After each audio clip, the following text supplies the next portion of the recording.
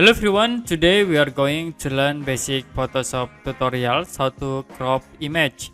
Okay, for example, I will open this image and now if you want cropping this image, we can use cropping tools. Click at this icon, crop, and then I will sort like from this point into here.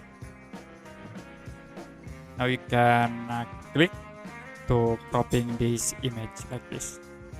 Okay, to undo you can press Ctrl Z, and for example, I will crop in another area, like I will crop out from this point into here, and then you can click to cropping.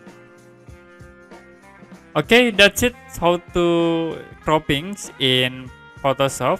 And if you have any question about this tutorial, you can comment below this video.